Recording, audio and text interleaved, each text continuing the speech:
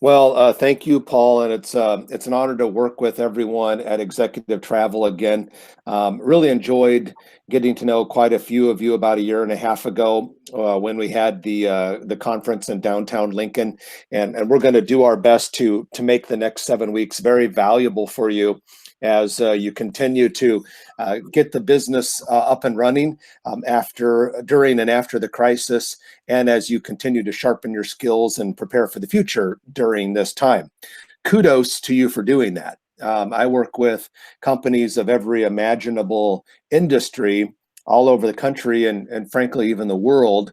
And it's a little dismaying and concerning to me that there are a decent percentage of companies that are pretty much doing nothing during this period of time. And it's easy to do because people feel somewhat paralyzed. I know the travel industry was hit particularly hard. And I get that because the vast majority of my income as a consultant and as a professional speaker comes from traveling. I have to go to places to do presentations. And so, yeah, I get what that's like. And I have a lot of understanding and appreciation for what you do as someone who travels a great deal for business and a little bit for fun as well. So, Paul, would it work best if I just say slide every time we're ready to switch? That works great. Okay, well, slide. There we go. And that's me. The name of my company is Jeff Beals and Associates. I know, pretty creative. We didn't have to do a lot of focus groups or anything. It just kind of came to me one day in my sleep. But that's the name of our company. There are about three of us who work in that firm. And like I said, we consult with companies all over the world, do a lot of training, particularly sales training, but also some leadership training and communications training, and a little bit of coaching as well. Okay, next slide, Paul. This is what we're going to talk about over the next 30 or 40 minutes. The first one is how the fear of the unknown is affecting your client's decision-making ability and how we as professionals might be able to mitigate those fears. Secondly, we'll talk about some best practices for successful business development during these stressful times. I know that everyone in the company has at least some responsibility to keep business flowing and to keep business growing. We all play our part. And so we're just going to talk about some ways we can do that. And then finally, the types of messages, wording, language, if you will, that resonates with skittish clients during a period of uncertainty. So to make all of that make more sense, let's go ahead and switch slides. And the first thing we're going to do before we go any further is somewhat of a disclaimer. I'm going to address the elephant in the room. And the elephant in the room is the pandemic through which we're all living. This crisis is wide-ranging, and I don't think any of us could have quite predicted this impact. You know, I consider myself a pretty learned and well-informed person. I read my local newspaper every day. I read the Wall Street Journal every day. I'm always talking to people. I'm a well-read guy. And I've read about pandemics before and concerns about the spread of illness around the world. And despite that, I would have never dreamt we would see a shutdown like this in the United States of America, let alone the rest of the world. So it is unprecedented. No one can quite predict with any certainty when it will happen and when it'll come back. I know this, it will. While it's very difficult and very hard, things will get better. I was reading some article not too terribly long ago, and an executive in the travel industry, can't remember the name of the company, otherwise I would have said it, was quoted as saying, travel in the United States will never, ever again reach the pre-pandemic levels.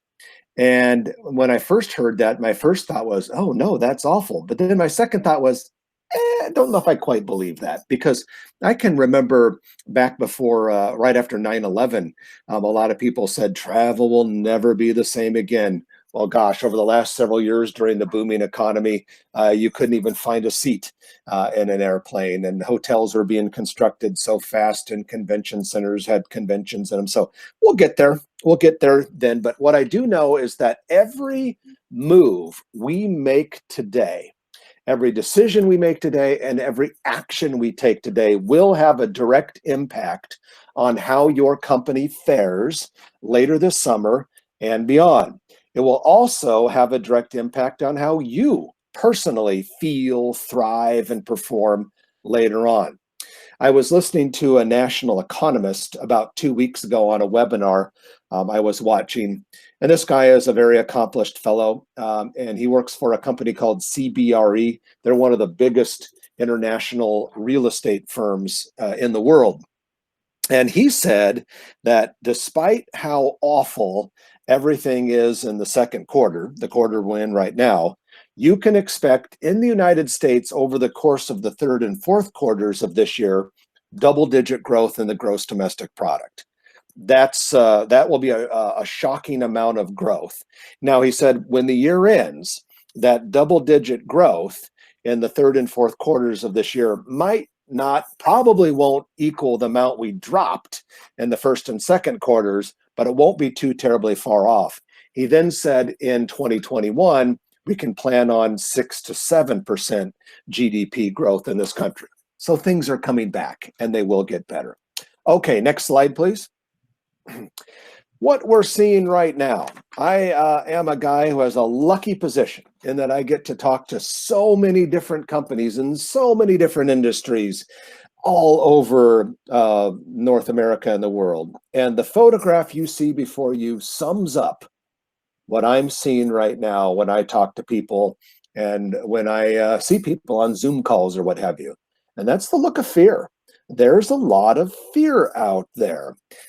People are afraid of a variety of different things because there's market uncertainty. We don't know how long the crisis will take to overcome. We don't know exactly what the reopening of the economy will end up looking like.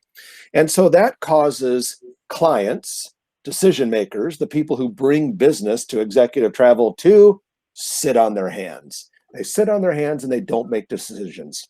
In many cases, they want to make decisions.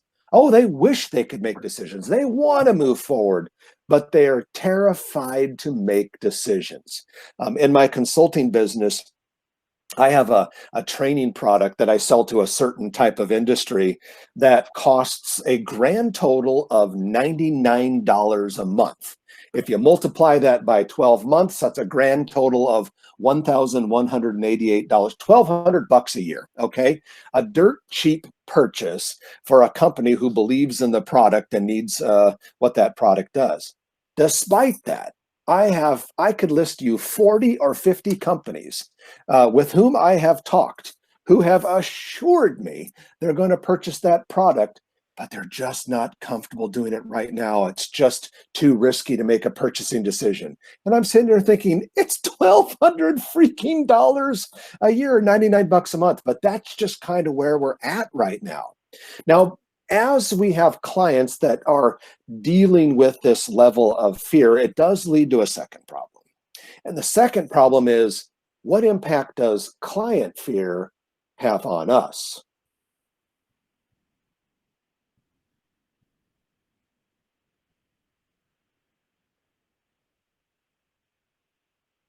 Oh, did we lose Jeff? Adopt a defeatist mentality about our work. Why should we even bother when no one's booking anything right now? Why should I even bother to call a client when they're not picking up the phone? Why should I even bother putting effort into this when no one seems to want to even deal with what we sell anyway? And if you succumb to those fatalistic feelings, you're in trouble. We don't want to do that. Okay, slide, please. I am going to give you a bunch of tools and notes that you can leverage right away. Now, if you want to write stuff down and give yourself some writer's cramp, knock yourself out, I find that rather flattering. But as Paul said, this is being recorded, so you can look it over later. And I would be more than happy to send this PowerPoint presentation over to Paul when well, I just already did, and he can just forward that out to you as well. So take notes as you wish, but you will get access to everything you see on your screen. Okay, next slide, please. This is a photograph of Sir Winston Churchill. I love history. I even took history classes in graduate school, even though it wasn't what I got my master's degree in. Love history. I sometimes read history for fun, which probably speaks a little bit to my social life, doesn't matter. I like it. And Sir Winston Churchill is one of my favorite historical figures. He, of course, was the Prime Minister of the UK during World War II and was Prime Minister a little bit later on. And he was also a heck of an author, great with the written word. And of his many quotes, this is one of them. And it's one of my favorite. If you're going through hell, keep going. Right? Makes sense. If you're going through hell, keep going. Why would you, if you're going through hell, stop, get out a lawn chair and kind of take in the sights for a while? You wouldn't. If you were there, you'd want to get out as fast as you quickly can. Now, I don't know if this crisis that we're living through right now quite qualifies as hell, but I think we can all agree that it's unpleasant and it's unnerving and causing a lot of problems for businesses and for people. So if you're in an unpleasant situation, you want to get out of it as quickly as you can. And the next slide, please, will show you the way to get out of it. This is my personal motto for COVID-19. This is my personal motto for the pandemic we're in. I adopted this on March 12th. To me, Thursday, March 12th will always be known as Black Thursday because that was the day that the pandemic came home to roost for me and became real for me. I kept thinking, oh,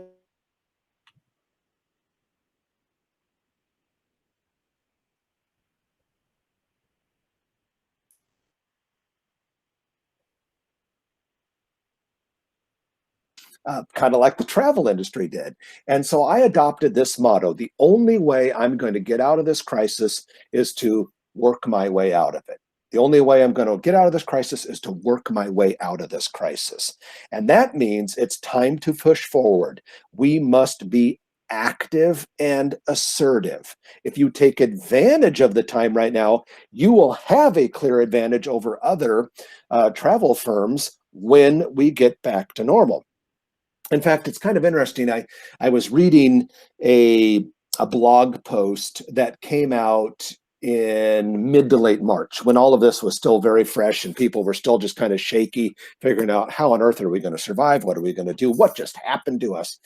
And it was written by a leadership consultant, a man that I respect greatly, and I agree with 99% of what he said.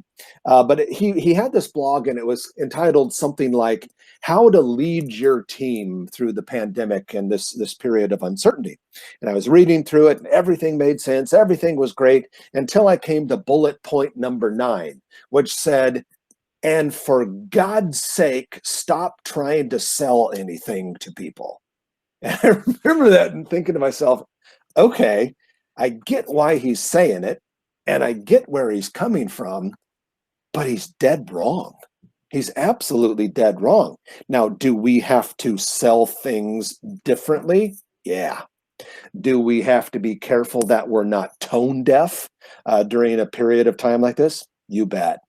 Do we have to change our messaging and our approach based on various factors that are now present because of the crisis? Of course.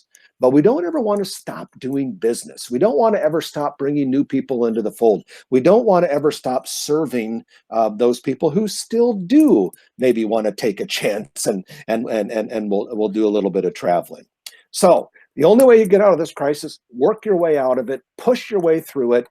We want to keep ourselves as busy as we were before, even if there's not enough stuff to keep us as busy as we were before. What does that mean? Well, if we've got some downtime, we're sharpening our skills. We're making our plans. We're seeing how we can grow and develop. We're seeing who else we can talk to that we haven't talked to in a long time, because those people who embrace this thing and work their way out of the crisis are going to do better. Okay, next slide, please, Paul.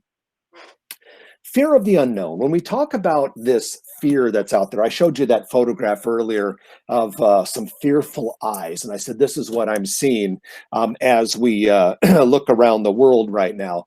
But of all the fears that are out there, I think the biggest fear that has an impact on whether people travel or not and do business with you is this fear of the unknown. There are lots of things we can be afraid of. We can be afraid of losing money. We can be afraid of being embarrassed. We can be afraid of going out of business. We can be afraid of God knows what. But it's this fear of the unknown that is our biggest problem right now. Your clients, just like my clients, are riddled with fear.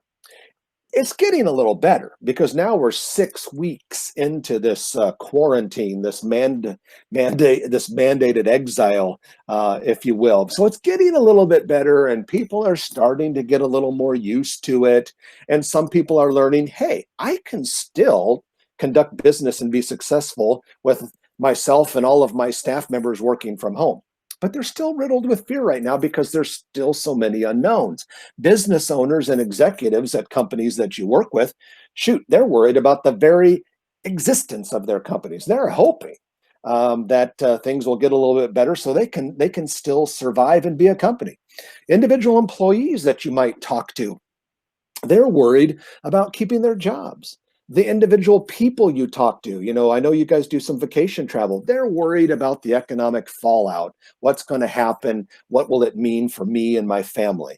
And of course, the other fear out there that we sometimes forget about is the damned virus itself, right? No one wants to get that, even though we're seeing news that thankfully it appears not to be as nearly statistically lethal as we once thought.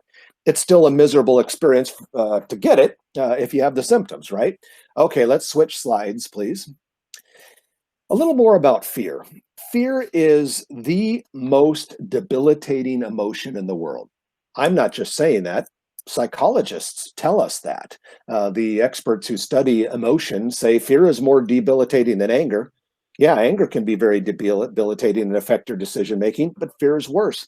Euphoria can affect your decision making, but fear is worse. No other emotion does more to cloud your judgment or to paralyze, I should say, paralyze your decision making. Fear makes us, the big us, whether we're in buyer role or seller role, customer role or vendor role, fear makes us turn inward and raise our defenses, keep us in, the outside world out. Fear makes it difficult for us to focus.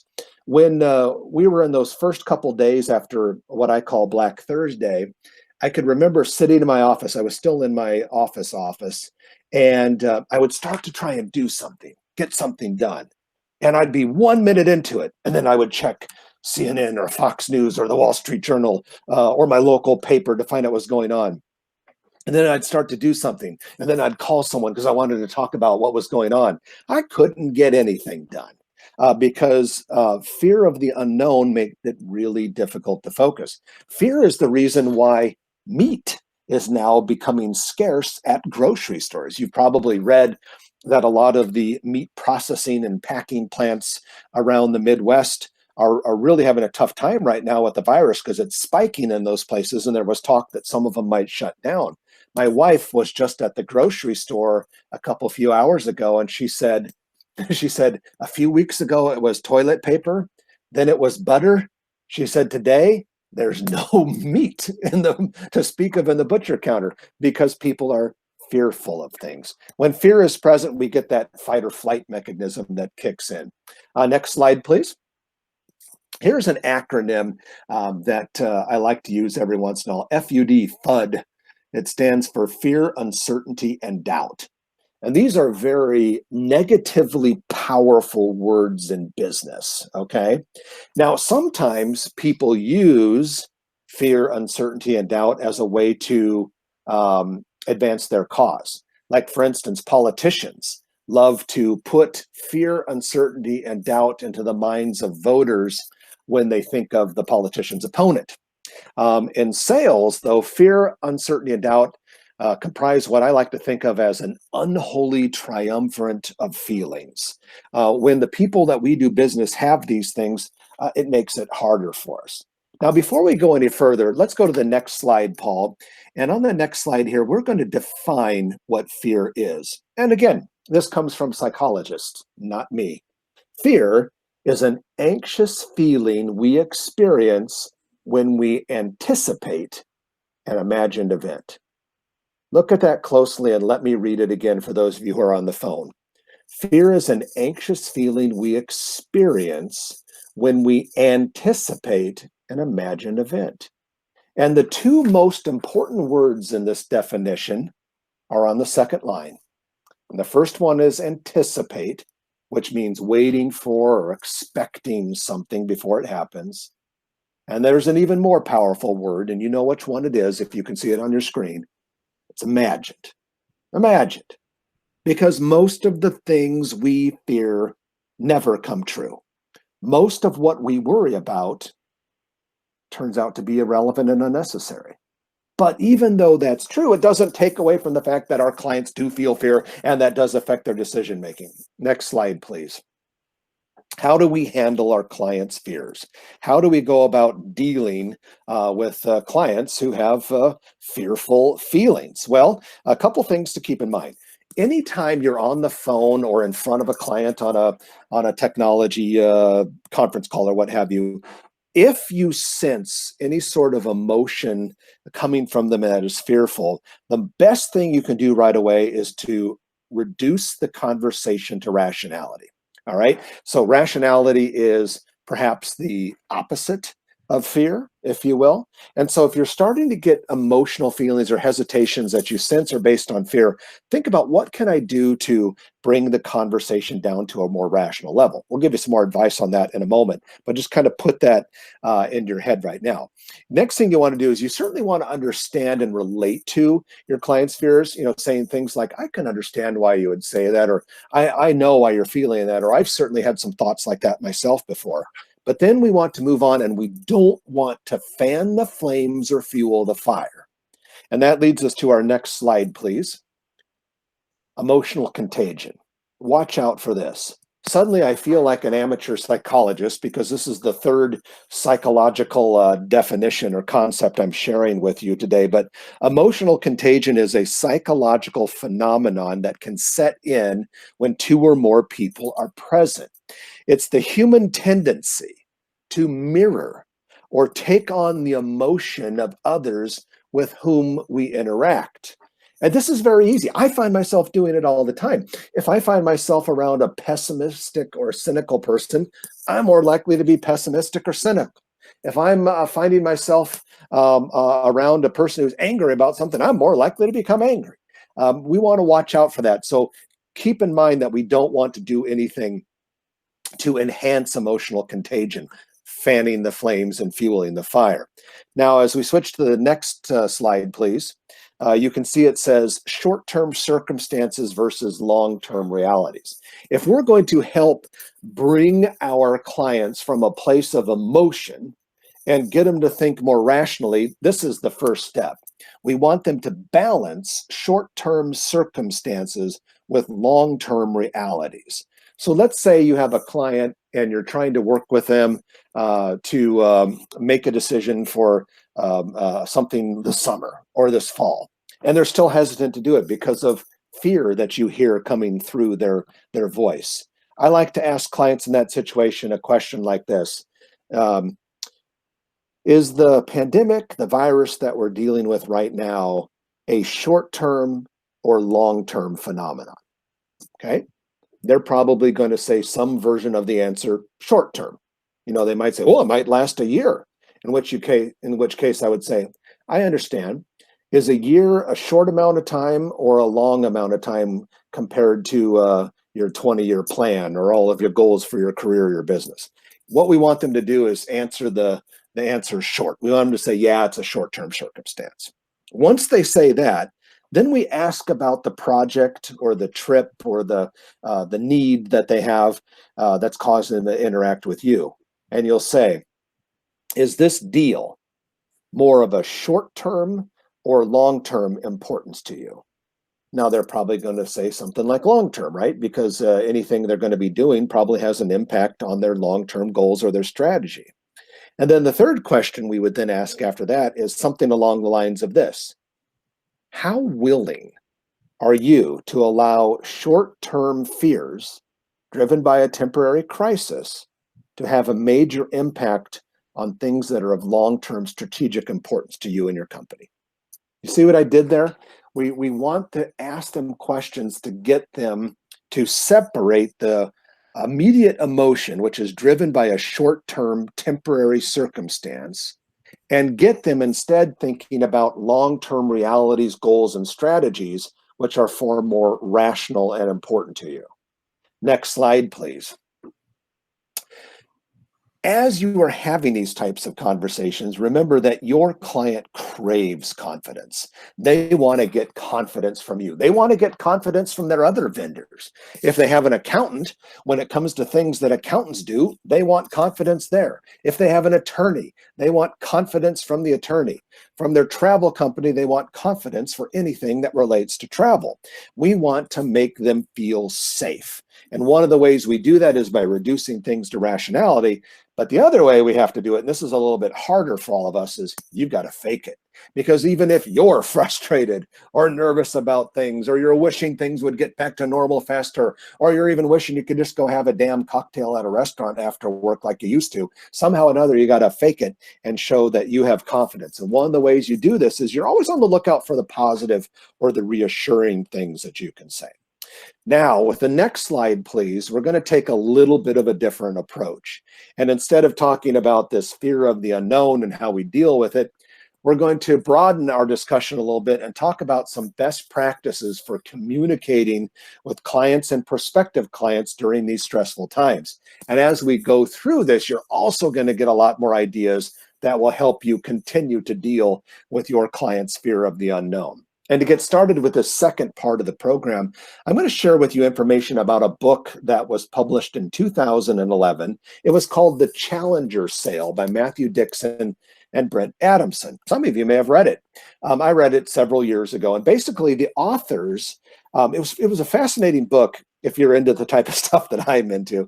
But the authors identified a large group of sales professionals at a wide variety of different companies. And they identified these sales professionals who did particularly well selling their products and services in 2009. Now, 2009 was the year in which we fully felt the housing crisis and credit crisis meltdown of 2008. Remember, that got really bad in 08, but we really didn't feel it in most industries until 09. Despite the fact that those were very difficult times and people were hesitant to make decisions and hesitant to spend any money, there was this group of sales professionals who did particularly well. Well, Dixon and Adamson, in order to do the research and write this book, they studied those people and they found a few things about them, which takes us to the next slide, please. Actually, I guess I jumped the gun. You can leave this next slide up, but I have to tell you about a few other things that they found that I guess I don't have a specific slide for. Sorry about that. What did they find that made these people successful? Well, one thing is they didn't slow down.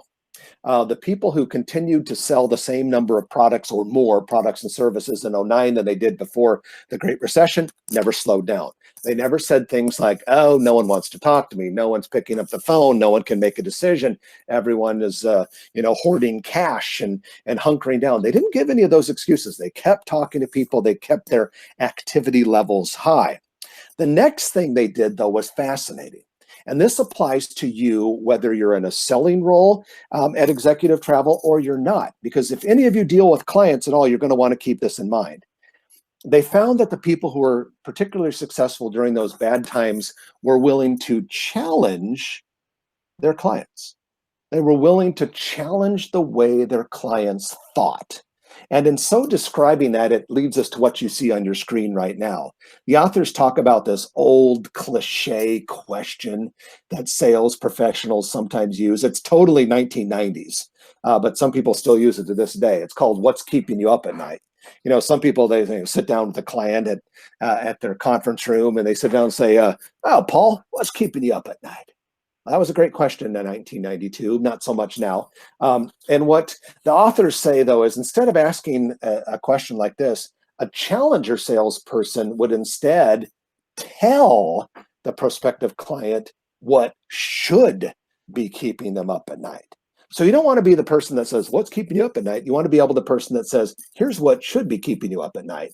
And so a challenging salesperson was one who saw themselves as more of a coach or a teacher than necessarily someone who was just going to help them buy something or be an order taker. And so if you think about some of the best coaches and teachers you've had in your life, what did they do? Well, they probably pushed you. They probably stretched you a little bit. They probably got you to do things you didn't quite realize that you could. And they probably helped you get to a new place in life. Well, cheesy as it might sound, that's what we do as vendors to people who consume travel services. We are going to stretch them, push them, get them to a better place, and be more than they thought they could be. And one of the ways we do that is we're not afraid to say some things that they may not always want to hear. In the spirit of giving great service and being customer centric, a challenger sometimes tells people what they don't want to hear if it's good for them and it will help them be more successful, as opposed to sitting back and being timid and afraid. If I ask for anything or I recommend anything, am I risking that they'll go to some competitor of ours and it's already so scary right now and hard to get clients? No, you still want to be able to push, nudge, coach, and teach your people. Okay, let's switch to the next slide, please. A couple other best practices to keep in mind for this period of time. The first one, and is really in the headline. It says, keep activity levels in perspective. Activity is a key word because we need to stay very, very active. But when we talk about activity levels, we're talking about levels of communication with new or existing clients. And in most companies, I know it's this way in the travel industry, you've got lower traffic volume right now. You know, the phone was ringing a lot more back in February and January than it is on April 29th and probably has been in all of April and late March.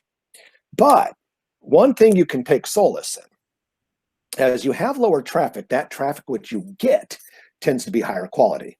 If someone is going to bother to interface with you at Executive Travel, they're probably more serious about doing something than the average call was a while back. Because if you're not serious, you're not even comfortable even talking about anything. The other thing to keep in mind, I know several of you on the call do some sort of sales work, and do keep this in mind for the handful of you in the company who do this type of work. The prospects you go out and get are universally higher quality than those who call in unsolicited. So for those of you in sales roles, if you ever think, do I want to go pick up the phone and call this person? Do, because the ones you earn typically are better than the ones that just come to you easy. And then the third one kind of relates a little bit to that activity word again. It's a business will always be there in some form. You might have to get creative.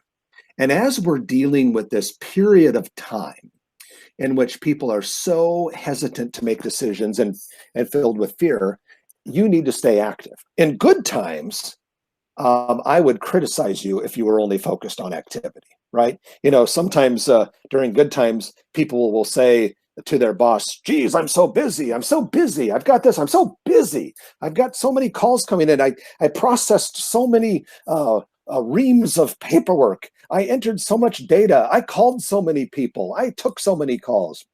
Well, during good times, activity focus can be kind of a cop out because we really want to focus on what we accomplish and get done, right? In bad times and challenging times and uncertain times, focusing on activity is not bad because as long as we're staying active, things are possible. Okay, next slide, please. Another thing that's a best practice during tough times is to focus on miniature commitments. You know, when someone interfaces with us, we would probably just love to sign them up, turn them into a big purchaser of our products and services, have them doing this, have them doing that. But right now, that's kind of hard to do. So a lot of times we just have to do to miniature commitments. And there are probably 1,000 different miniature commitments that can happen in the time someone first comes onto the radar of our company to when they're a regularly recurring client. But among those little miniature commitments would be agreeing to a meeting, agreeing to review a proposal, agreeing that, hey, we need to change something about the way we're doing travel, even if we're not entirely sure what that is yet, agreeing to bring another colleague into the discussion to get final approval or something like that. But this will be more colorful and explained in the next slide, please, Paul. Here you see a little arrow. On the left side, it says prospecting. On the right side, it says signed deal. Prospecting is when someone first starts to interface with Executive Travel. Signed deal is when they get to where you want them to be. Like, you know, maybe they're a regularly recurring customer who books all sorts of stuff through you every year, right? Well, very, very rarely does anyone ever go from just meet you to awesome lifelong client, right? It takes lots of steps to get there, right? In tough times, we want to be more focused on the steps, okay? Because it's hard to get people to make decisions. Don't be too obsessed about getting someone to become your best client right off the bat. Be obsessed with getting them to the next step, and that's a miniature commitment. Okay, next slide, please. Don't be bashful or apologetic about using technology. Look, hey, we're on it right now. Sometimes people are always like, God, do people really want to talk to me over Zoom?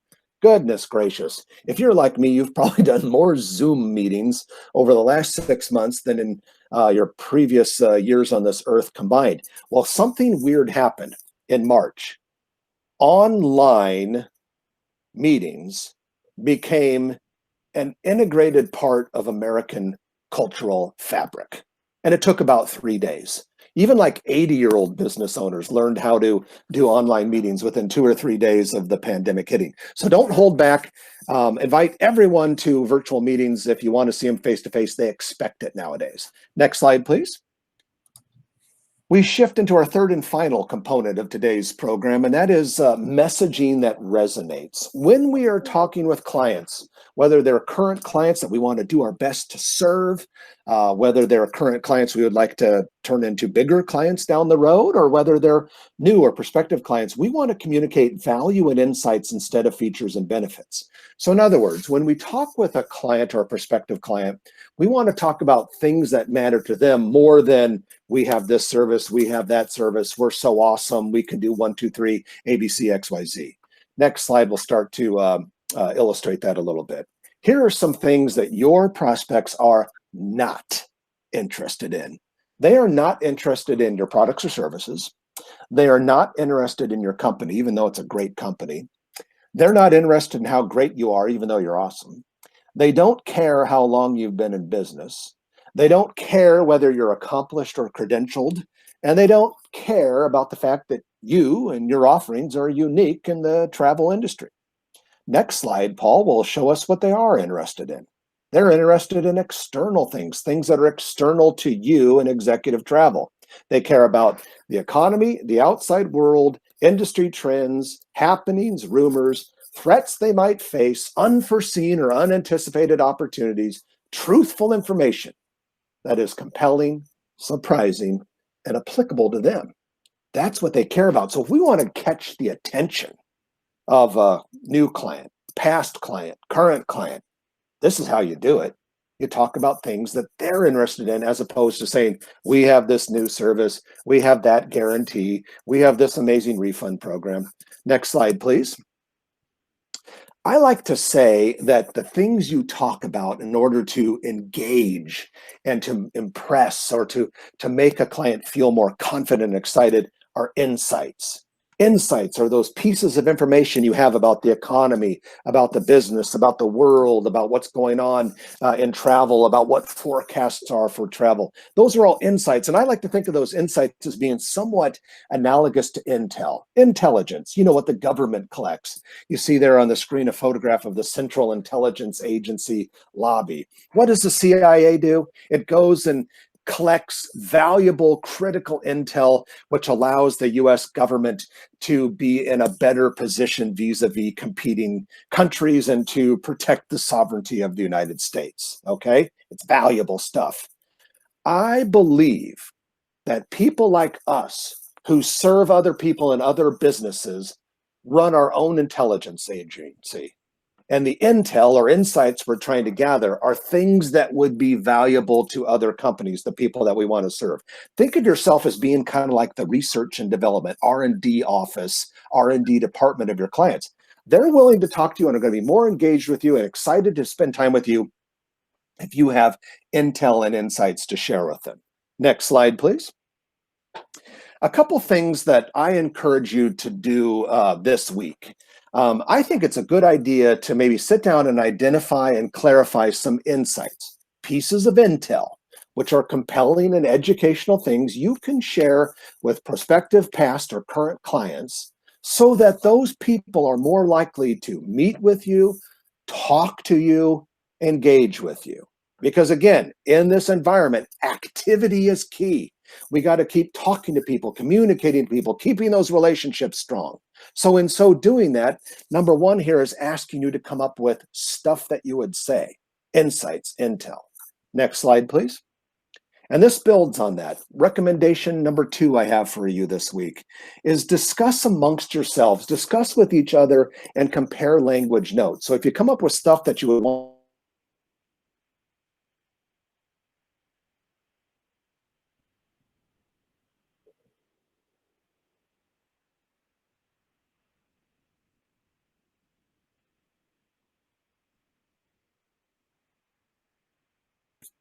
the next slide. Once you have all those insights, start working on exactly how you communicate them. What would you say in an email? What would you say in a voicemail? What would you say to someone if they call in and you're picking up the phone to serve them? What would you say? So start working, you work on those insights, you intel, then you kind of compare some of the intel that some of your coworkers came up with. And then you think to yourself, how would we communicate it? What would we talk about? Okay, next slide, please, as we get ready to wrap this up. In times like these, valuable insights, intel, intelligence, play better than old school hard sell techniques. Doing any sort of hard sell stuff just doesn't play very well right now. Frankly, it doesn't play all that well during good times either. We want to have more of a value laden way to get our products into the hands, our services into the hands of clients. Same thing with being too passive. We also don't want to be so passive that we're just focused on relationships and all that. I've heard a lot of experts say that companies should only reach out and do relationship touch bases with their clients. You know, call up and say things like, oh, one of the names I see on my screen right now is Jolie Lund. So Jolie, I'll pick on you. I'll say, hey, Jolie, this is Jeff from Jeff Beals and Associates. Hey, I just wanted to know, I wanted you to know that I was thinking about you. I hope you're doing okay during this crisis. And if there's ever anything I can do to serve you, no, probably right now is not the case, but anything I can ever do to help you, just always know that I'm here for you. Okay, Jolie? Hope all's well. Thanks. They're recommended you say things like that. And that's nice. And I kind of agree. But I think even if you do say something like that, you still have to have an excuse to call Jolie. I got to tell her something valuable, something that helps her be more successful, something that will be fascinating or interesting to her. That's important. I don't want to talk about the features and benefits of executive travel because she didn't really care. She only cares about what's important to her, her company, her job, her family, her life. Okay, next slide, please. Excuse me. A few things I'm going to share with you as we wrap up. One of these is from Sales Gravy, which is a service I subscribe to. And they talked about best practices for companies to succeed during these difficult times. And one of them is focus on fundamentals. As it's harder to get clients to make decisions and move forward with you, we want to focus on fundamentals. That means, are we doing everything we can in our company? Are we doing everything we can in our own individual jobs to make sure we're accurate, we're dotting the I's, crossing the T's, and doing things right? Number two, train ahead. And kudos to you guys because that's what we're doing right now. You should use, according to Sales Gravy and according to me too, this time, if you're not as busy as usual, to get darn good, super sharp, make those skills better than they ever have before. Your knowledge about the stuff that you guys do, and also your ability to be a great professional. So kudos to you for doing this. Don't just stop with this though. Read everything you can, follow up, and make sure that you're just a sponge during a time like this. He or she who gets smarter during this time will be the one who is more valuable to his or her employer and his or her clients as things get back to normal. Number three, ratchet up the heat. That means that if things are slower, you got to do more. You got to make more calls. You got to process more of this. You got to process more of that. You got to research this. You got to research that. You got to do things, ratchet up the heat. Like I said earlier, this is a time which it's okay to focus on activity. Four, place stronger emphasis on delivering great outcomes. How can you serve your people better? What can you do for your clients that's more special than you've done in the past, or certainly better than your competitors? And then finally, according to this little piece of advice from Sales Gravy, leverage your strengths and address your weaknesses. How can we exploit what we're super good at while at the same time figuring out what we have not been so good at, and how can we fix that and make ourselves better moving forward? Okay, next slide, please. Last thing I have for you. We are no doubt in a period of adversity and challenge. But as you may remember at the beginning of the webinar, I said, I'm a student of history. I love history. And when I think about the great breakthroughs we've had in the United States, whether those were economic breakthroughs like amazing stock market climbs and innovative companies and incredible levels of entrepreneurship, or if I think about some of our scientific breakthroughs we've enjoyed as a country, we are the nation that invented flight, for example, in the early 1900s. When I think about so many of the things that we have achieved or accomplished as a people, many of those things happened because of adversity and challenge. When we are faced with great adversity and challenge, we usually come up with new stuff that makes life far better. There's the old saying that goes like this: necessity is the mother of an invention. And right now we're in a period of necessity, and a lot of stuff is being invented. And you can go back to many challenging times in US history. Off the top of my head, 10 years ago, the Great Recession. Before that, 9/11. Back in the 80s, we had the sky-high interest rates that made it so hard to start a business or buy a house. In the early 70s, we had the OPEC oil crisis. Before that, we had Vietnam, the Korean War, World War II, the Great Depression, World War I. In 1918, we had something called the Spanish flu pandemic. Sound familiar? All of those things have led to something great. This pandemic, this crisis will do the exact same thing. I guarantee it. In fact, anyone who ever says life will never be as good as it was, or we'll never reach these heights, or the stock market might not ever reach the highs it hit before the pandemic, BS. We will have times that are far greater than anything we've ever experienced in our greatest parts of our history before, because that's just the way it works. I don't tell you that or share that with you just to make you feel good, although I hope it does. I share that with you to make you aware that if you don't do stuff right now to make sure you're a part of the great stuff that will happen because of this adversity and challenge, well, shame on you, right? I mean, this is the time we're going to make yourself and your company better, because we're going to respond to this adversity and this crisis. And if you do that, you're going to be pretty glad. And then you'll hear people that work at other companies maybe complaining and griping and moaning about this or that. And you'll be like, I'm glad we did things a little bit differently. With that, I'm going to close. Paul, if you want to, you can kill the PowerPoint presentation. And those are the prepared remarks I have for everyone today. Awesome. Thank you, Jeff. Does anybody have any quick questions for Jeff before we let everybody get back on to their day? I've seen a couple notes go along the bottom, Jeff, just recognizing and appreciating your efforts and your message. So team members are sending shout outs your way for your energy. All right. If not, we will be back again next Wednesday, Jeff. Great message today. Thank you for putting that together, sharing it with us. Great insights, and hopefully we can all take that and implement that into our new routines, new regular life going forward. So thanks, Jeff. We will chat again here, you and I, sometime between now and then, to see if we can figure out all of these. Otherwise, everyone, thank you for joining us this afternoon. Have a great rest of your day. All right, sounds good. See everyone next week.